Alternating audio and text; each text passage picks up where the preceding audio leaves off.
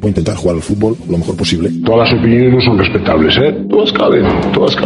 No quiere decir que todas las opiniones sean respetables, ojo, Como se suele decir, no. Lo que es respetable es el derecho a opinar. Que yo, sobre los procesos de crecimiento de las mariposas en Camerún, puedo tener opinión, pero no tengo ni puñetera idea, Bienvenidos a Paliques de Fútbol.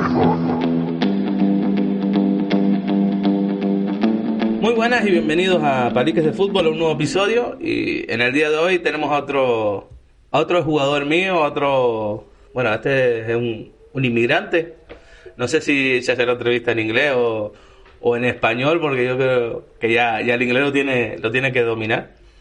Él es dejo ahora que se presente, pero él es un chico que entrené, yo creo que durante toda su vida casi. Y bueno, decidió probar, lo explicará mejor, pero hizo las maletas y se fue a los Estados Unidos a seguir estudiando allá y a seguir jugando a fútbol. Así que bueno, dejo que él lo explique mejor, que yo me estoy liando. Su nombre es Dani. Dani, bienvenido y preséntate tú y di tu estatus social y todas esas historias. Bueno, muchas gracias por invitarme a Encore. Mi nombre es Dani, tengo 21 años, soy de aquí de Tenerife y sí, como bien dijiste, me he entrenado contigo y con tu padre casi toda mi vida y desde enero me fui a Estados Unidos y estoy allá jugando y estudiando en la liga universitaria. Lo que digo yo, hizo las maletas y se arriesgó. Antes de empezar con el tema, explico, lo vamos a meter en la pregunta mejor. Pues ya presentado Dani, vamos a lanzarle la multipregunta para ir debatiendo y ir jodiéndolo un poquito.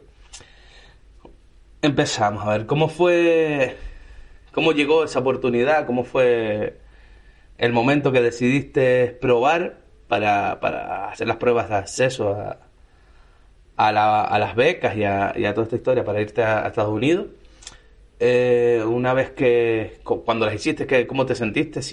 ¿Cómo ibas? ¿Cómo fue el proceso? Explica un poquito cómo fue todo el proceso. Y una vez llegaste allá, ¿cuáles han sido las principales diferencias que has visto en el fútbol, en la manera de entender el fútbol, en los entrenamientos, en los partidos, todo eso, todo tu punto de vista? Yo creo que es bastante interesante. Te sacaré más preguntas, pero bueno, para no liarte, te dejo esas de momento. Bueno, pues primero contactaron conmigo la empresa que lleva a estos jugadores por Instagram y me dijeron que sí, que estaban interesados y que querían que probase aquí en el Francisco Peraza, que iban a hacer un tryout. Entonces fui, me acuerdo que fui contigo. Sí, me engañaste, me dijiste que iba a ser tempranito y pegué el día allí sin comer ni nada, qué desgracia. Y allí jugué un partido y nos explicaron cómo era todo el proceso, que si de ahí nos elegían nos iríamos a Cancún a hacer otras pruebas, las definitivas, y así fue. Entonces terminé los partidos y a los días se comunicaron conmigo que les gustaba cómo jugaba y ya era oficial y me iba a ir a Cancún, que fui una semana a seguir jugando allá y a hacer las pruebas. Y allí es donde estaban todos los coaches de las universidades y donde me llegaron todas las ofertas de los equipos de las universidades. Después volví aquí a España después de esa semana en México y esperé llegué en agosto y elegí la mejor universidad que creía que era la mejor para mí, y entonces en enero ya cogí las maletas y me fui para Missouri. Estoy ahora mismo en el equipo y estudiando en la Universidad de Missouri Valley College y los entrenamientos pues son mucho más físicos que aquí, la verdad. O sea, hay mucha calidad técnica, pero sobre todo el físico. Allí predomina el físico, hay jugadores muy grandes con mucha fuerza, muy explosivos, y simplemente yo creo que allí con que tengas bastante físico y algo de calidad puedes jugar. Está bien. Missouri, ¿por qué Missouri? Fue el clima, las mujeres, la que mejor beca me ofrecía, entonces elegí esa, no fue por otra cosa. ¿Y qué destacarías tú de cuando llegaste? ¿Qué fue lo primero que te impresionó o que te llamó la atención de las instalaciones? Yo sé porque tú me fuiste enviando fotos y tal, pero bueno, ¿Qué fue lo más que te llamó la atención? Las instalaciones, los medios que te ponían a tu disposición, no sé.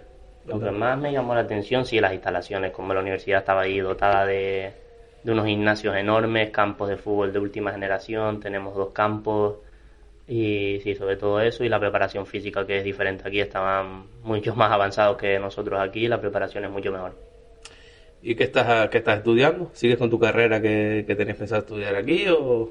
Ahí llegué y como mi nivel de inglés no era muy bueno, me metieron primero en un curso que se llama el ESL y estuve desde enero hasta ahora, hasta hace medio mes más o menos en ese curso, y ahora cuando llegue empiezo la carrera de educación física, que es diferente a la que estaba haciendo aquí. Yo aquí estaba haciendo magisterio de primaria y entonces allá voy a hacer educación física tanto para primaria como secundaria y entrenador también. O sea, mandar a la gente a correr. Al final todos acaban teniendo ganas de mandar a correr a la gente, no sé por qué, la verdad. ¿Y qué destacarías del jugador americano, aparte de la física? El jugador que te has encontrado tú que es americano, que es local, por así decirlo, y que me imagino que a las becas habrán accedido de varios países, de diferentes nacionalidades. ¿A quién ves tú más preparado, que llegan más preparados? ¿A quién ves tú que van más mentalizados? ¿Y quién crees tú, qué nacionalidad crees tú que llegan más con más talento, por así natural? Talento natural, yo me quedaría con Brasil, porque la verdad que los brasileños que están ahí son muy muy buenos. Y lo que destacaría de los americanos, pues la garra que tienen, que yo no sé cómo tienen tantos deportes, no es como aquí, que principalmente es el fútbol, sino ya que tienen fútbol americano, baloncesto, béisbol, y la garra que tienen ellos por todos sus deportes y que lo tienen involucrados de que son jóvenes, y me quedaría con eso, la verdad. Yo creo que es más mentalidad, o sea, ellos son mucho más patriotas, y por lo poco que he conocido, son más patriotas, son más... Aparte dices tú que hay muchos más deportes, claro, son muchas más personas, el país es enorme, o sea, y seguramente que habrá... De todas formas ellos funcionan un poco como franquicias muchas veces, entonces el que es de, por ejemplo, el que es de X equipo, de Missouri, por poner un ejemplo, de Missouri de fútbol, de baloncesto, de hockey, de baloncesto, no sé si de baloncesto tiene, pero bueno, me refiero que al ser franquicia es como que engloba todo, y el que le gusta el deporte le gustan todos esos deportes. Y claro, es verdad que el fútbol tiene un poco más, antiguamente en Estados Unidos era un poco más el soccer, me imagino que lo llamaban soccer, sí, el fútbol, lo tenían un poco más como un deporte femenino y universitario. No, ahora está creciendo con la Major League Soccer, más la otra liga que hay profesional, pero notas diferencia a la hora de no sé si has podido ir a ver partidos, no sé cómo ha estado la situación allá con el COVID, pero ¿has notado alguna diferencia al ser, claro, aquí equipos universitarios no hay? Entonces, ¿qué diferencia encuentras con lo que te has encontrado tú aquí en cuanto a público, en cuanto a afición, en cuanto a todos esos temas? La verdad que el público no suele ir mucho, por ejemplo, a nuestros partidos. Lo que es público, así gente de fuera de la ciudad no suele ir a vernos. En cambio, cuando es fútbol americano sí, o partidos de baloncesto, los que suelen ir a vernos son los estudiantes internacionales que estamos allí, pues sí vamos y nos apoyamos. Bien, lógico también. Date cuenta que yo creo que todo este tema de becas, de universidades y tal, lo hacen un poco para levantar el deporte, yo creo, para llamar más la atención, una política de captación más que otra cosa. Aparte del idioma, y hablando en lo deportivo, ¿qué es lo más que te ha costado? ¿Lo físico? La parte física, el entendimiento con los compañeros, la parte táctica, ¿qué es lo más que te ha costado? Sí, el físico diría yo, porque eso, no sé cómo llevan entrenando la gente allá, pero son muy superiores físicamente, y a lo mejor lo que yo aquí aguantaba 60 minutos, ahí aguanto 20, 25 y no mucho más, la verdad. Comentaste que era césped artificial, ¿verdad? No es natural. No, es artificial, pero de última generación, que es, parecido al natural. Sí, yo me refiero porque el césped natural carga mucho más, la humedad, todo el tema de eso a lo mejor le afecta bastante. Pero sí es verdad que ellos, lo que se ve es que lo viven de una manera, o sea, la preparación física es básica para ellos, en el aspecto, igual que en Inglaterra, se basan mucho en el aspecto físico porque entienden que la táctica, la estrategia y lo técnico se puede mejorar, pero bueno, creo que con todas estas becas y con esta forma de captar y de traer jugadores y al final, pues lo que tú dices, al final te vas a formar como entrenador. Me imagino que habrá muchos compañeros que van por la misma línea. Al final lo que tratan, de esto desde mi punto de vista, sin saberlo muy bien, lo que tratan es de traer la esencia de otros lugares, los ideales, las metodologías, la forma de trabajar de otros lugares, y al final te dan esa información a ti y tú cuando seas entrenador lo podrás trasladar. Ahora yo te digo y te pregunto, ¿crees que también tratan de implementar en su fútbol otras ideas de juego mediante los jugadores, mediante los jugadores que captan o que acceden mediante estas becas? ¿Tú crees que buscan algo de eso o los ves muy cerrados? ¿Los ves cerrados en su forma de trabajar y no hay forma de meter mano ahí? Sí, yo los veo un poco cerrados porque, por ejemplo, cada vez que llegan jugadores nuevos, sea la temporada que sea, siempre juegan con la misma formación. Estoy hablando en el caso de mi equipo, y todos los años suelen trabajar a la misma táctica, no suele variar según jugadores. O sea, por ejemplo, por ponerte un ejemplo, el ejemplo de Inglaterra, que tú sabes perfectamente que a lo mejor lo manejas un poquito más, porque tengo más información por chicos que han estado allí y tal. Allá un central tiene que medir 1,90, 1,85. En Inglaterra tú vas midiendo 1,70 y si dices que eres central no eres válido, te buscan otra posición. No, eso tampoco, pero me refiero, por ejemplo, si el entrenador lleva jugando toda la temporada con un 4-3-3, porque tú vayas y no estés cómodo con el 4-3-3, vas a seguir jugando con el 4-3-3. Yo me refiero a eso, si eres central y no mides 1,85, pues no importa. Yo te lo digo porque, por ejemplo, yo hablo de primera persona, en primera persona, porque conozco el caso. Actualmente el Tenerife es la base, si no me han engañado, que creo que no, porque lleva dos equipos en los que me coinciden la misma idea, que me dicen lo mismo. Juegan con un sistema que es similar al del primer equipo, que eso puede estar en una cadena de filiales de un club profesional, es lo ideal dentro de su metodología, pero por ejemplo no juegan los extremos, no juegan nunca pierna cambiada.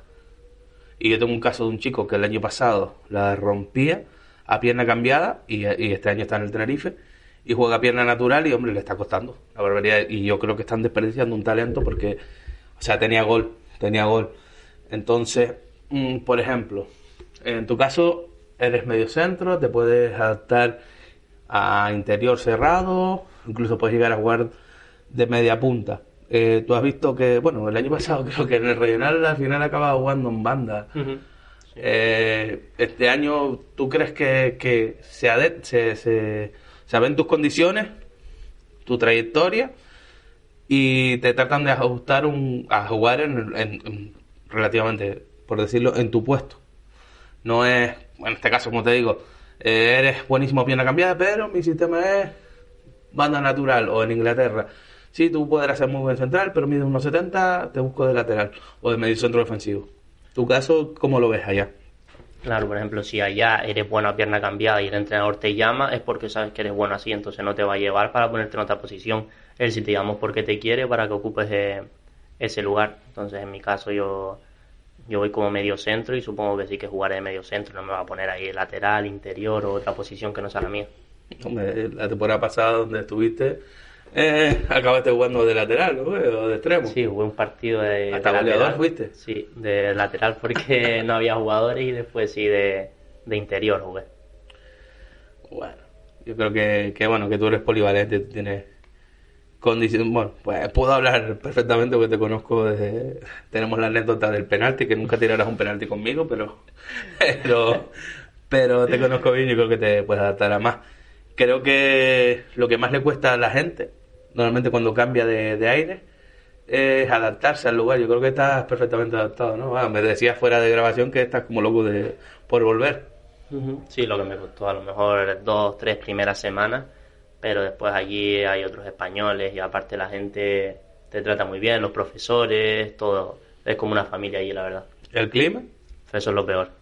¿Mucho frío? Mucho, mucho. Nosotros llegamos a menos 35 y no teníamos ni clases, era todo online y solo nos dejaban salir para ir a buscar comida. O sea, gimnasio cerrado, todo cerrado, no podíamos salir. O sea, está al norte, Missouri, yo no tengo ni idea. Está en el centro, está debajo de Iowa y al lado de Kansas. ¿Mucho turismo has hecho en el tiempo? No mucho, la verdad. ¿Y sexual? Bueno, vamos a dejarlo. El turismo sexual vamos a dejarlo aparcado. ¿Qué más? ¿Con qué expectativas vas ahora cuando vuelvas? Pues ahora estoy entrenando muy duro mañana y también estoy entrenando por las tardes para llegar y poder estar en el Varsity, que es el primer equipo, y si no, pues en el segundo equipo y con aspiraciones de seguir entrenando duro para llegar al primer equipo.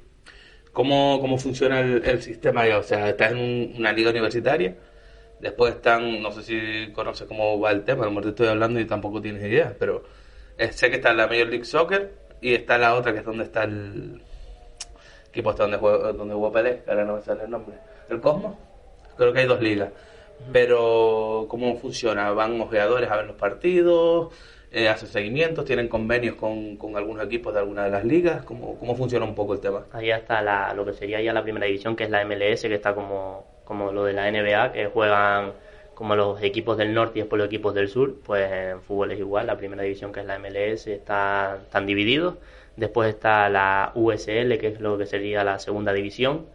Y después ya están las ligas universitarias, que se dividen en NCAA y en NAIA, que son las 2 ligas más importantes, y yo juego en NAIA y pasa lo mismo. En cada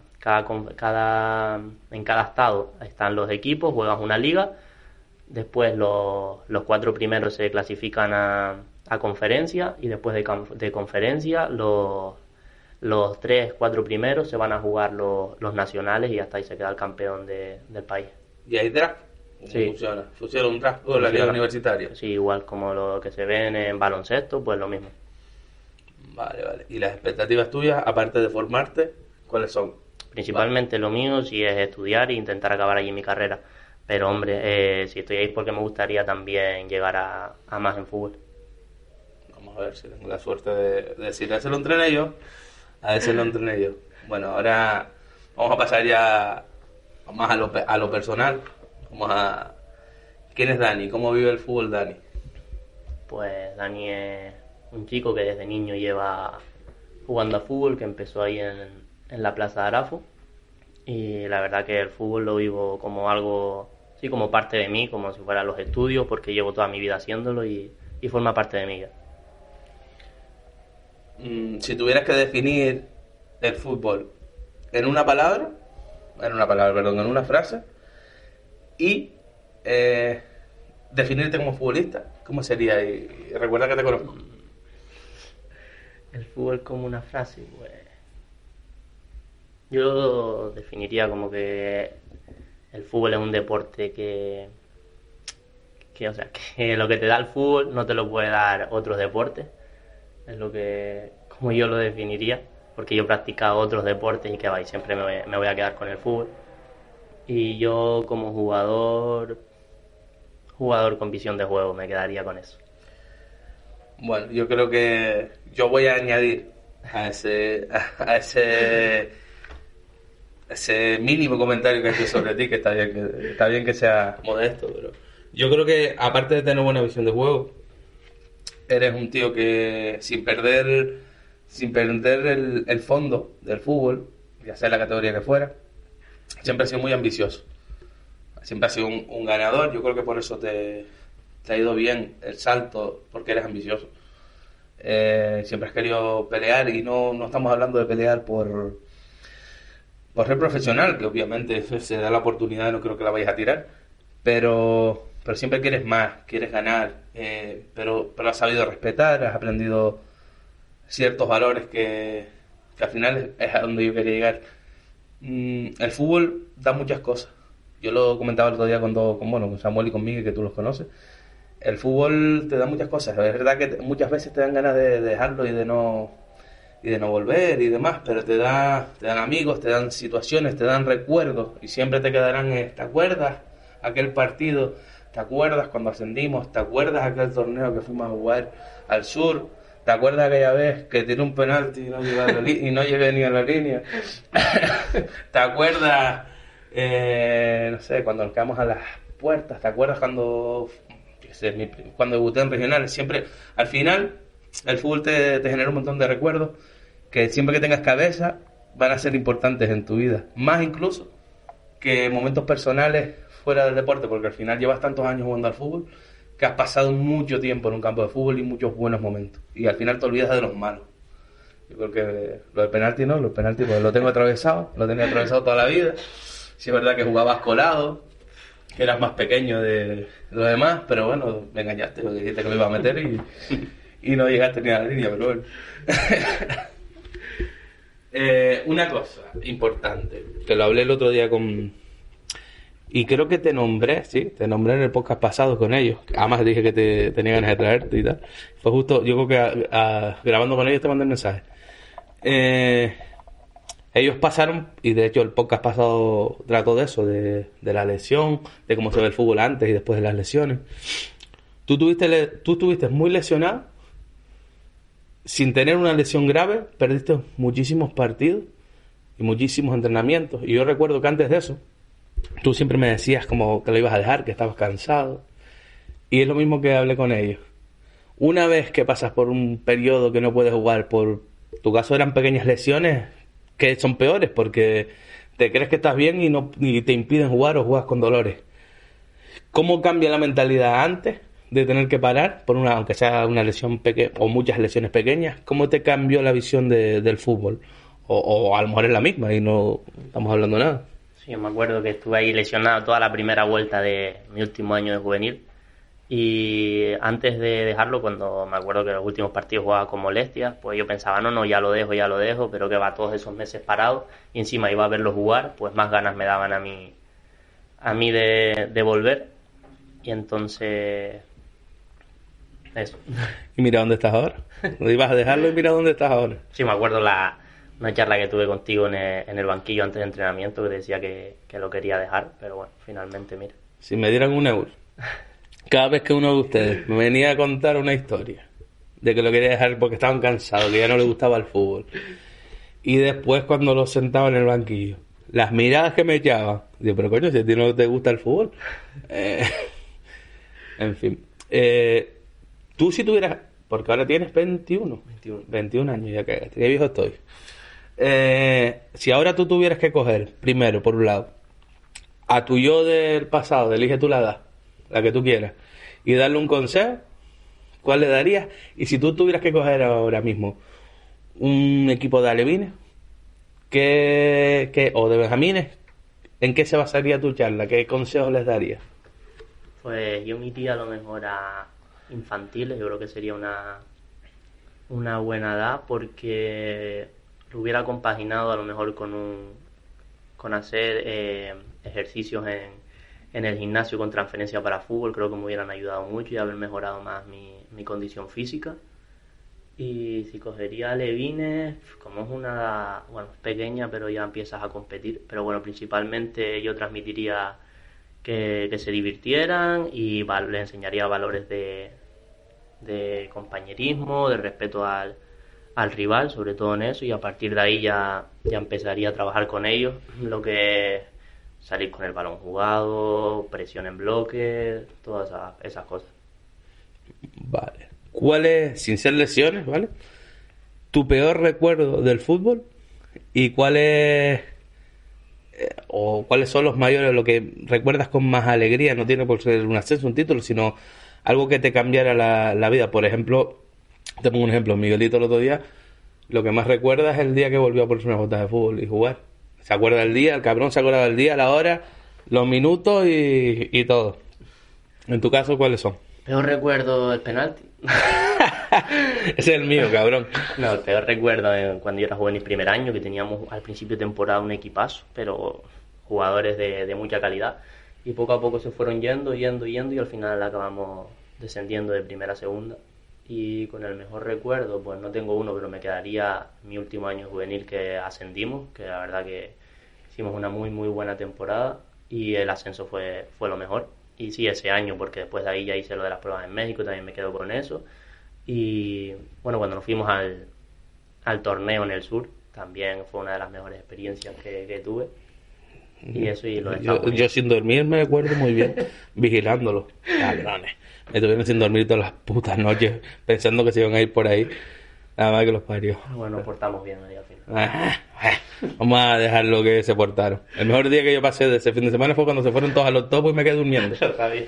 A los topos no, al Cian Park. Y me quedé durmiendo, pude dormir y echarme una cerveza.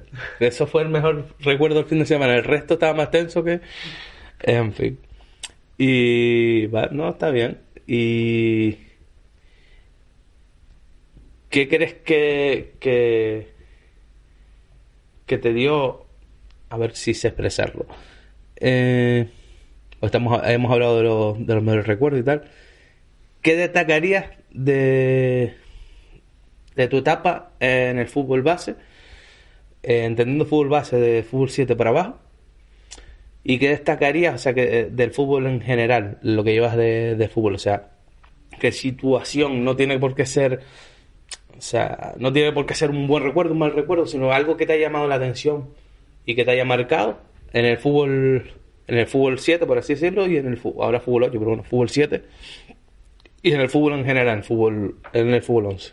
En el fútbol base siempre me gustó que siempre contaban conmigo para jugar con el equipo por encima una categoría superior.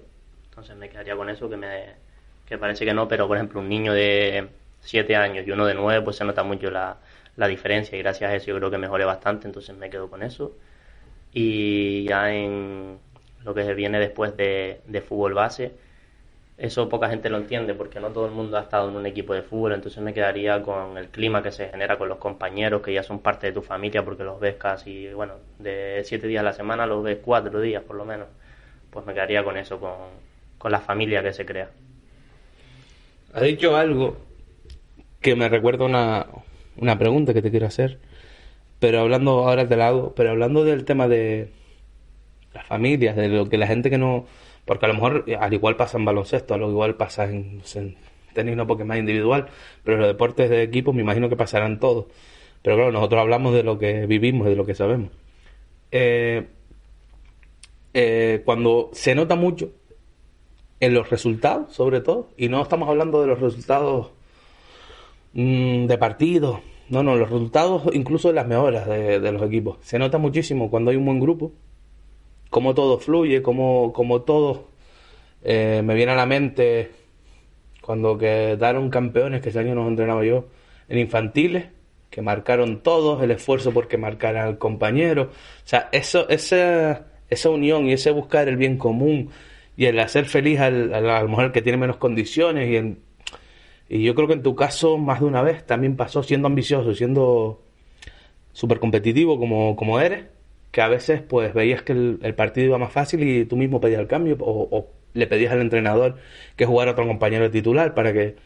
O sea, esas cosas se notan mucho en un equipo y es lo que hace reflejar la palabra equipo. Yo creo que, salvo este último año, por desgracia, creo que en todos mis equipos he conseguido, hablando de fútbol base, de fútbol regional no voy a hablar porque es más complicado, pero sí he conseguido que la sensación esa de unidad, de familia, de aunque dos se lleven mal, al final acaban llevándose bien, o por lo menos no hay conflicto.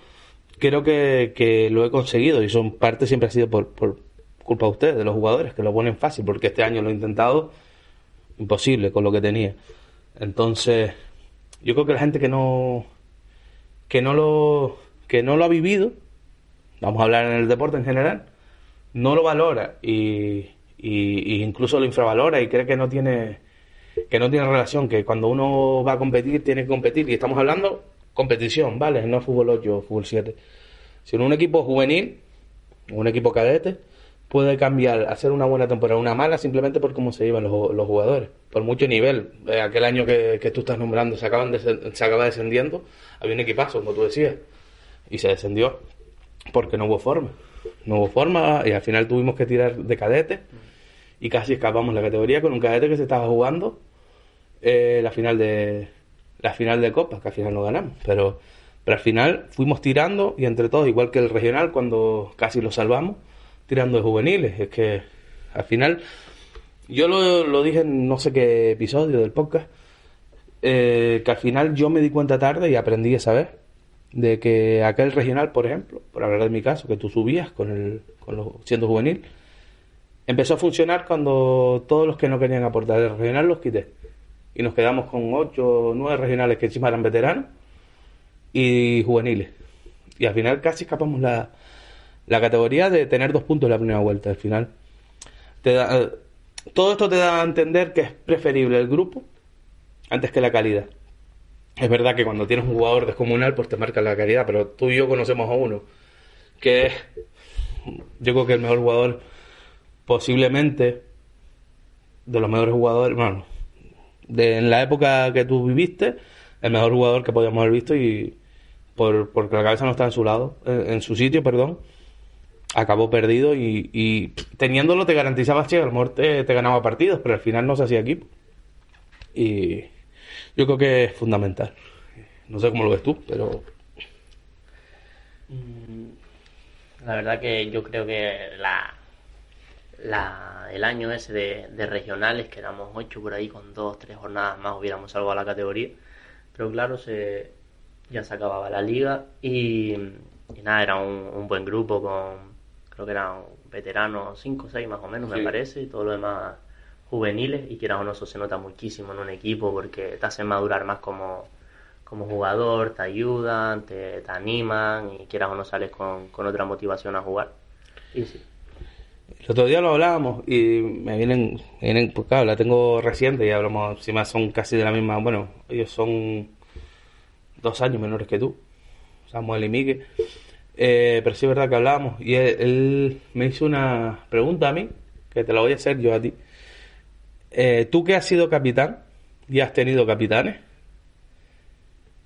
y que has jugado con veteranos, buenos veteranos y malos veteranos, ¿qué es para ti un buen capitán, o cómo has intentado ser tú como capitán? ¿Y cómo consideras tú que tiene que ser un jugador veterano en una plantilla con jugadores jóvenes? Pues para mí el capitán tiene que ser ahí un jugador veterano que lleve recorrido en el club. Por ejemplo, ahora mismo que teníamos nosotros a Ruimán, que también lo entrenaste, o en el caso de Marino, que llevaban bastantes años jugando a fútbol, sobre todo ahí en el equipo. Y algo imprescindible que tiene que tener, pues carácter, para saber llevar al equipo, porque no es lo mismo que te hable el entrenador que está por fuera que el jugador que está metido contigo dentro en un córner, que venga y te diga, te anime. Entonces destacaría también la motivación, y me quedaría con eso: carácter, motivación y garra. Yo creo que para ser capitán, aparte de eso, lo hablábamos el otro día, de que no por ser veterano tienes que ser el capitán, porque hay jugadores que son veteranos, y no voy a dar nombre, pero no sé si te acuerdas de uno que era veterano y no y de veterano tenía lo que yo tengo de carpintero de aluminio. Yo creo que aparte de ser veterano, porque yo fui capitán y fui veterano y tenía 22 años, pero claro, súmale que en cadete, siendo cadete era capitán del juvenil, siendo cadete era asiduo con el regional, que no, los años de fútbol y la mentalidad también aporta. Entonces yo creo que la principal característica que tiene que tener un capitán, más incluso que la antigüedad en el club, más incluso que ser un veterano, es ser un ejemplo. O sea, el capitán tiene que pedirte lo que él es capaz de hacer y ser el primero. Y si hay que llegar temprano, puntual a un entrenamiento, ser el primero. Y si llega tarde o comete un error, ser el primero en reconocerlo, y en castigo no, pero a lo mejor me acuerdo un año que tenía la norma que los que llegaban tarde sin avisar recogían el material. Pues ser el primero y no protestar, arropar a los jóvenes cuando suben. Yo creo que es importantísimo, porque si tú cuando subes de categoría, y con esto me lleva a la pregunta que te quiero hacer, si tú cuando subes de categoría, los veteranos o el capitán en este caso, es distante y está más pendiente de tirarte la bronca cuando fallas que en arroparte, al final eso el jugador que sube lo sufre. Y yo creo que tú has pasado por las dos fases. Puedes tener uno que te hundía, que no querías jugar con él, y otro que te hacía sentirte incluso mejor jugador. Y es fundamental, yo creo. Y la pregunta, ahora que estábamos hablando que encima estuviste estudiando y vas a seguir estudiando para preparador físico y que te vas a formar seguramente como entrenador, la pregunta es sencilla. ¿Qué opinas tú de toda esta gente que dice que las categorías están para algo y que no se debe cambiar de categoría, ascender de categoría a un jugador aunque destaque? Que las categorías están para algo y que, no, por ejemplo, un infantil no debería pasar a cadete. Tienes clara mi opinión porque, vamos, soy el más loco del barrio, pero tú ahora mismo pensándolo, y ahora te pongo un par de ejemplos, pero dame tu opinión y ahora te pongo un par de ejemplos. Yo creo que eso es positivo, que te suban de categoría, porque te hace a ti mejor jugador. Estás jugando contra gente que es mejor que tú físicamente, posiblemente, sea más fuertes que tú, sí, sobre todo si fuerza, te sacan como de la zona de confort, estás jugando con otros compañeros que no son con los que sueles jugar tú o entrenar. Entonces yo creo que es positivo, y además cuanto primero llegues a la categoría final, o yo creo, es donde al final se ve el fútbol. Por ejemplo, si tú con 18 años ya estás en primera división, pues mira, puedes aprovechar más lo que es la vida futbolista, que tampoco es tan larga. Entonces yo creo que eso es bueno para llevar a cabo la vida futbolista, que es un periodo muy corto.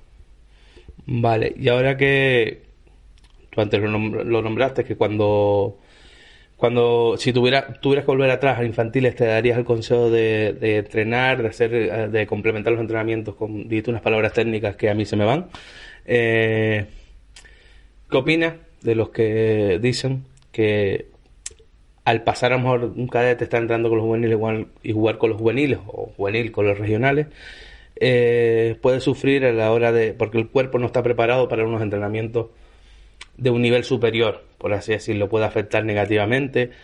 Y yo te lo digo porque vi un documental y hablaban de eso, pero yo creo que hay una gran diferencia, y ahora tú me dirás si estás de acuerdo o no. Hay una gran diferencia entre que un juvenil, vamos a irnos al caso extremo, que un cadete, que era el caso de Unai que no podía entrenar con los cadetes y llegaba a la hora regional, entrenaba con los regionales. Un cadete entrene con los regionales no es lo mismo que entrene aquí, que el nivel es pues el nivel de carga física que le puedes meter a un regional, que no sea de preferente tercera, pues es el nivel que le puedes meter a una persona que no sabes la carga que tiene de trabajo del trabajo, si ha dormido o no ha dormido. O sea, no es lo mismo que el caso que vi, que era un jugador de 14 15 años que hizo la pretemporada con el primer equipo de primera división. Y es verdad que nombraban que después, no sé si seguramente tiene algo que ver, que no supieron adaptar los entrenamientos. Claro, pero estamos hablando de un club profesional, un chico de 14 y 15 años entrenando con un club profesional que se dedica a eso, que no tiene más carga, que se le controla las cargas mejor. Yo creo que a lo mejor ahí cometieron el error de no adaptar los entrenamientos a un chico, al cuerpo, a la fisiología de un jugador, de un niño de 15 años. Pero bueno, mi opinión a nivel regional es que varía muy poco los entrenamientos y no creo que sea tan determinante. No sé cómo lo ves tú. Sí, yo lo veo igual. Aparte, eso en las categorías que solemos jugar, la diferencia no se nota mucho. Entonces es bueno, aparte el cuerpo se adapta, entonces no hay problema por eso. Es lo que comentas tú, un niño de 14 años, 15, ya con un entrenamiento de primera división, pues la diferencia, tiene que ser notoria. Claro, pero es que ahí va, aparte que ese chico tuvo un montón de problemas también con el ego, porque no supieron controlarlo. Yo creo que el factor físico fue otro factor que descuidaron totalmente. ¿Te ves como entrenador? ¿O todavía no te has sentado a pensarlo? Tienes todavía 21 años, cojones. Tengo ahí la espinita que yo creo que sí, que me puedo ver como entrenador. Ahora mismo no, a lo mejor, cuando ya acabe la carrera y todo, me lo plantearé bien. Pero yo creo que a lo mejor, si lo pienso ahora, en un futuro sí me veo entrenador. No sé en qué categoría. Pues una vez me dijiste, cuando te lo comenté, que había que pasar por todas, que tú me lo recomendabas. Es importante para no perder la noción de lo que estás haciendo, sobre todo porque te abre mucho la mente. Yo siempre digo que cuando yo empecé a entrenar, que fue, tú eras más pequeño aún, pero bueno, estabas con nosotros porque no había categoría. Empecé a entrenar pensando que sabía porque había jugado al fútbol, porque mi padre era entrenador, etcétera. Y según saqué el primer nivel de entrenador, me di cuenta de las burradas que hacía con ustedes. Burradas entre comillas, no maté a nadie, pero si eres consciente con el tiempo que hay muchas cosas, y siempre lo digo, y soy muy pesado, y me matarán en la escuela de entrenadores, pero yo creo que si has jugado al fútbol y has entrenado y eres medianamente coherente, tu cabeza funciona, lo que aprendes es a no cargarte los pibes, a hacer cosas coherentes, a no meter vallas, a no meter mil historias a niños que los puedes lesionar. Pero yo creo que sí. ¿Y qué tipo de entrenador crees que sería? Bueno, yo me vería a lo mejor en juvenil, supongo, regional, no sé. Yo creo que entrenador, pues, que gracias ahora que estoy en Estados Unidos le daría bastante importancia, preparación física, lo que es pretemporada, después mantenimiento durante la temporada. Y yo soy, me gusta mucho el fútbol de sacar el balón jugando, dar los menos pelotazos posible y si lo das pues que sea consentido. Entonces un entrenador que enseña a sacar el balón jugando y eso, y que juegan al fútbol sobre todo. ¿Y de carácter? Eso es que todavía no me he visto y no sé cómo me resolvería ahí, la verdad. No es fácil, ¿verdad? Parece que sí, pero no. Y ahora volviendo a esto, y para cerrar el tema y darte paso a que me devuelvas la jugada, dijiste algo importante ahora, y lo enlazamos con las preguntas del principio, que en Estados Unidos se da mucha importancia a la preparación física, ¿no? Lo has dicho un par de veces, y estoy seguro de que es así porque se ven los cachos animales que salen de ahí siempre. Pero ¿qué tipo de metodología crees es la que has visto tú que predomina? Hay mucha integrada, es más analítica, te defino, no sé si sabes los términos, pero analítica es leña de la antigua y integrada es meter balón. Lo último que hacíamos siempre, los últimos años que estuvimos juntos, que ya era todo ejercicio con balón, sacarles la lengua, pero corriendo con la pelota por medio. Pues yo creo que allí los combinan, porque a nosotros nos hacían levantarnos para estar ahí en el gimnasio de por la mañana y hacíamos pesas, pero claro, no es lo mismo que alguien que va a hacer pesas, porque sí, nosotros lo hacíamos pues con transferencia a fútbol, o sea, ejercicios que te van a ayudar a ti en el terreno de juego. Entonces teníamos la parte de pesas, después físico, con balón y sin balón, o sea que es como una mezcla. ¿Trabajan con GPS o no? Simplemente, no. Pues por eso seguramente habrá mucha carga, meterán bastante carga analítica porque es la mejor forma de controlar que tú hagas el trabajo. Porque si yo te hago modelos integrados o modelos similares, depende de lo que tú quieras trabajar. Entonces a lo mejor no vas a llegar al nivel que yo quiero que llegue. Sin embargo, si yo te pongo a correr, por poner un ejemplo, te pongo a hacer algún farley, ya yo te veo. Ya yo te veo lo que estás trabajando, te puedo apretar más o menos. Pero yo creo que va un poquito por ahí. Pues nada, Dani, pero bueno, al final te soltaste, ya te olvidaste que había un micro y todo, ¿no?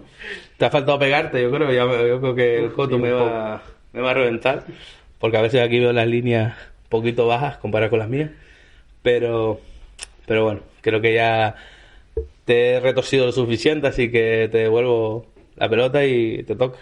Pues ahora que estuviste entrenando en cadete provincial, ¿era, no? Sí. Si tuvieras que elegir tienes que entrenar, ponle tú la situación, un juvenil para meterlo en juvenil división de honor, bueno, la máxima categoría. ¿Qué juvenil elegirías? ¿El nuestro con el ascenso o el juvenil de 2016, cuando el juvenil que le metió el 5-0 a Wimar arriba en Araf?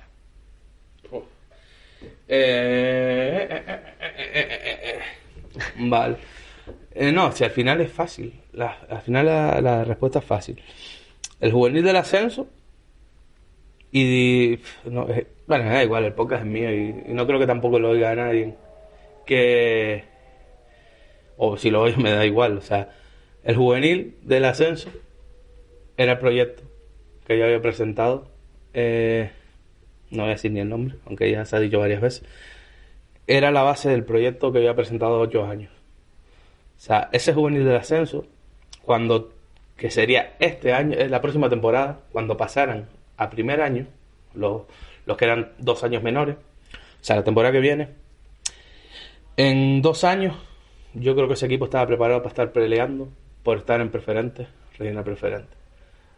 Ese era el proyecto. O sea, lo tengo muy fácil, porque aparte que ese juvenil venía trabajando junto, aunque había un año que se separaban las categorías porque se llevan 2 años, era un grupo, por ponerte a ti y a Dai, que eran los mayores, por así decirlo, y después había un escalón intermedio, que era el de Iván, Tato, y después estaba el de Chris, Samu, Miguel, toda esa generación, que cuando si llegáramos todos juntos, era un equipazo, en regionales, porque ya veníamos con unos ideales, con un modelo de juego, con una idea, con unos valores, Sin embargo, el otro juvenil que tú dices, siendo a lo mejor, teniendo jugadores, que no lo sé, habría que verlo ahora, habría que verlos este año, si hubiera sido el mismo recorrido, y si esta hubiera sido esta y la anterior hubieran sido temporadas normales.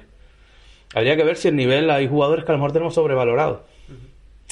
Pero sí es verdad que en aquel equipo éramos 10 jugadores. 9 jugadores. Titulares, 2 para escapar y los 2 que venían de baloncesto. Más a mí. Sí, pero tenías 2 que yo sé que esos 2 te ganaban un partido fácilmente. Pero a lo mejor esos 2 que tú me dices, yo ahora te digo otros 2 que los ganaban también. Si hubieran sido temporadas regulares, te lo digo porque uno lo tuve yo probando, y de fuera de grabación te lo diré. Uno lo tuve yo probando para el proyecto del Real Unión, y la gente que lo llevaba me dijeron que pues no se lo llevé antes para hacerlo futbolista.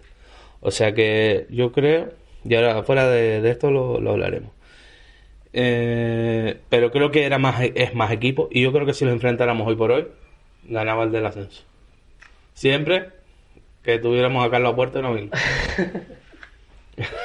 Las cosas como son, pero creo que ganaría ese equipo. Y si no, aquí Jesús, que estará oriendo esto cuando le llegue, niégamelo, que ustedes eran 9 jugadores, niégamelo, si tiene huevo me lo niega.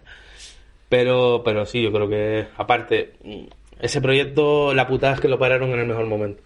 Porque, bueno, tú te hubieras ido igual, porque si no te daban un antrapalo, si te hubieras decidido quedar. Pero ese grupo venía muy bien trabajado, y no porque lo trabajáramos nosotros, sino simplemente porque iba en una línea. Y había otro grupo que ahora pasan a juveniles, que era la otra base, que eran los que tenían que venir a reforzar ahora. Y ese era el proyecto. La gente se piensa. Y ahora, pues mira, me diste pie para alargar un par de palos. Y me da igual, no creo que lo oigan porque algunos lo tengo bloqueado. Pero tanto que se habla de proyectos, tanto que se habla de mirar el bien de los jugadores y demás, a mí me pueden poner en duda muchas cosas. Mi carácter, mi forma, aunque ya con los años me he ido tranquilizando y tal. Pero decir que, como se dijo, que yo maltrataba a los jugadores, que yo los tenía asustados y demás, que no miramos por el bien de los jugadores, yo creo que todas esas personas no saben. O sea, yo no digo que el proyecto que nosotros hiciéramos fuera mejor o peor. Tenía un porqué, que a lo mejor no teníamos, no sé cómo decirlo, una exposición, una forma de venderlo o de publicitarlo, pero es que a mí no me interesaba. A nosotros no nos interesaba publicitarlo, a nosotros nos interesaba trabajar, y se demostró durante mucho tiempo que trabajábamos por una línea, que bueno, que después económicamente, pues hombre, si te dedicas X horas al día, o 10 horas al día, 8 horas al día a una cosa, pues lo normal es que quisieras tenerlo acordado, que parece que bueno, no vamos a entrar en cifras.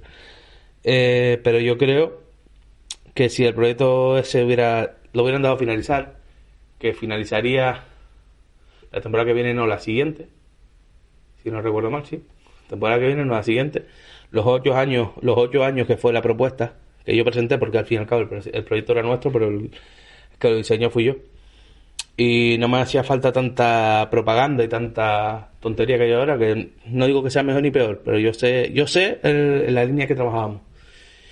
Y bueno, creo que que ahora se están planteando volver casi todos y tal, y yo los animé, me preguntaron y los animé que volvieran y que trabajaran, y que bueno, que la base de lo que hicimos no se pierda, aunque hay muchas cosas que a lo mejor no se pueden recuperar, pero bueno, al fin y al cabo con lo que quería acabar era con que los proyectos, aparte de dejarlos madurar, hay que saber cómo se hacen y dejarse. Es como el que entrena y pone 17 conos y 14 vallas.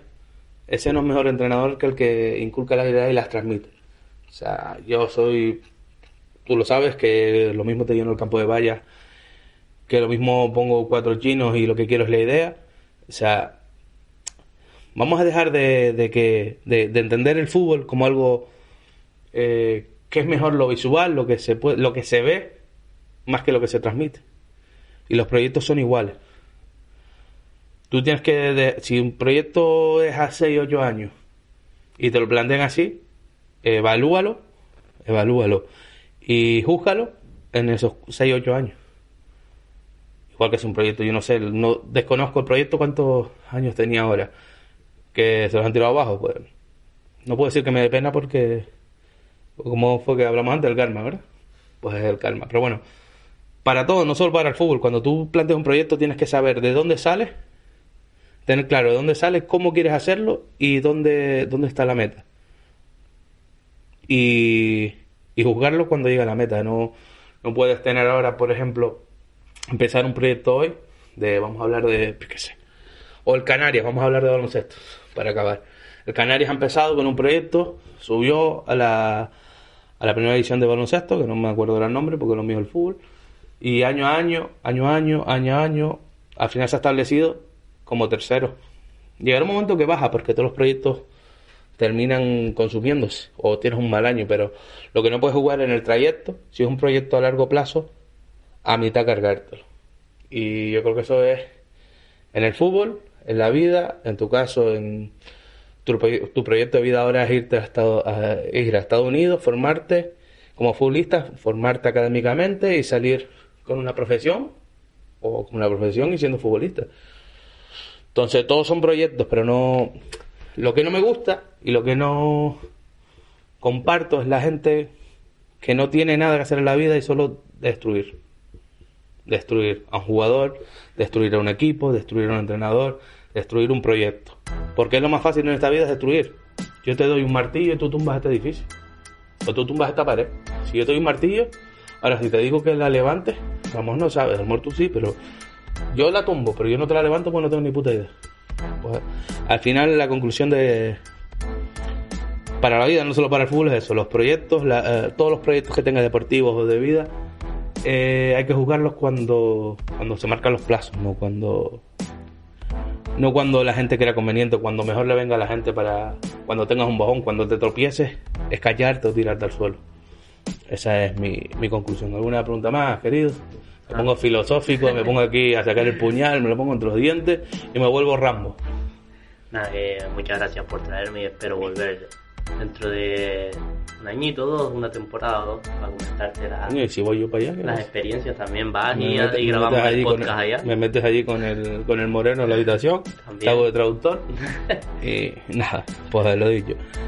Gracias por venir, por aceptar rápido, conciso, cortita y al pie, sobre la marcha, adaptándote a los horarios y todo. Y tú sabes que seguiremos en contacto. Otra cosa no, pero desearte lo mejor y estar pendiente de ti y meterme contigo también, porque si no, no sería yo. Voy a estar y vamos a seguir en contacto, y desde luego de que cuando vuelvas tenemos que hablar de la evolución.